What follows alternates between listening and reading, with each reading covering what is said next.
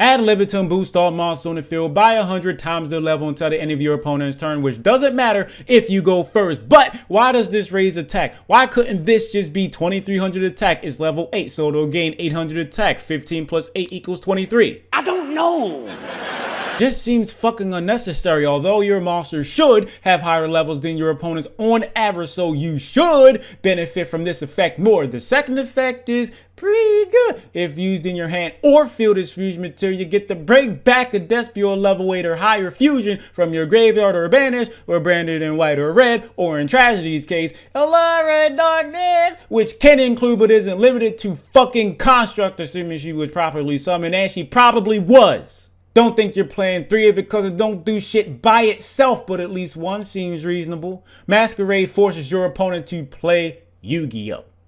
Literally. Until they have Dark Ruler, no more Forbidden Droplet, Infinite Impermanence, or even Forbidden Chalice, and that's the good effect. Not to say that coming back if your opponent controls a ritual, fusion, synchro, exceeds, or link is bad. It's just that the first effect doesn't apply if it's brought back. Oh yeah, Masquerade comes back for free, which then can be used as material for things, and that's cool. But I really would have liked if your opponent paying to play wasn't contingent on it being fusion summoned.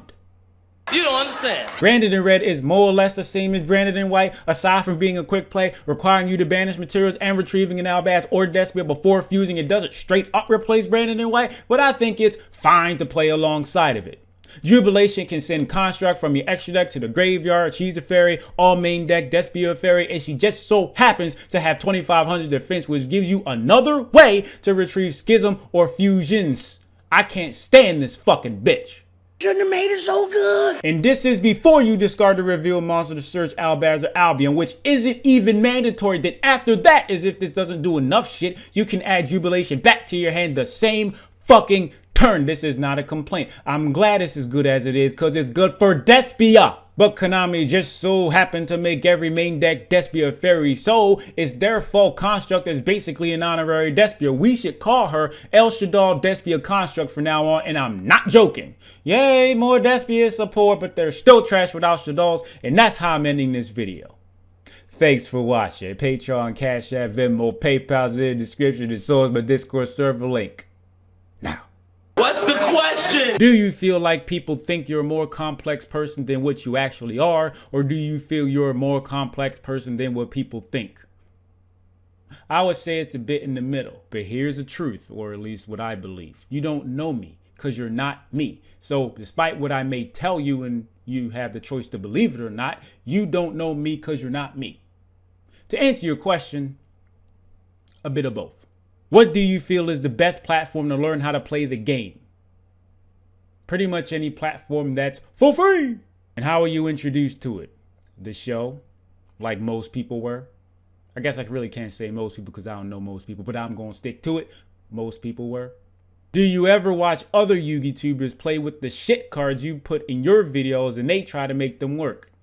That's happened on occasion, but I can't say that I go out my way to do that.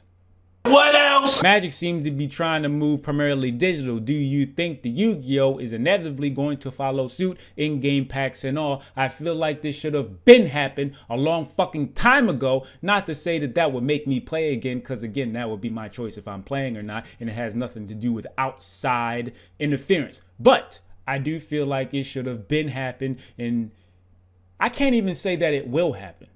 It's possible, but I can't even say it will inevitably happen.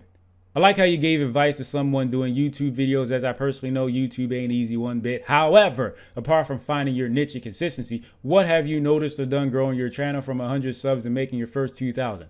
That was so long ago. Not to sound arrogant, but that was so many years ago. So I don't even remember what the fuck I did then. I don't remember. I guess the only thing was showing my face. Not recording other motherfuckers, it being focused on me, you know, despite my occasional blemishes, you know, acne and all that. I don't know, y'all motherfuckers like seeing me. I don't know, that shit be weird. But I would say that answers your question. Seeing me. Been watching your vids for years and I love them. Still watching long after I left the game. Appreciate that, by the way.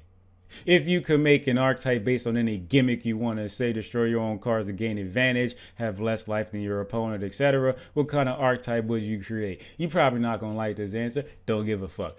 I don't really have any particular deck in mind that I would want to create for myself. I don't really care because despite Konami making some shit cards and archetypes, they are pretty fucking creative with how they do shit when they make these archetypes. So I can say cards are some trash. I do that a lot, but I will acknowledge Konami for being creative. No claps though. Hashtag what's the question? Appreciate you. And a lot.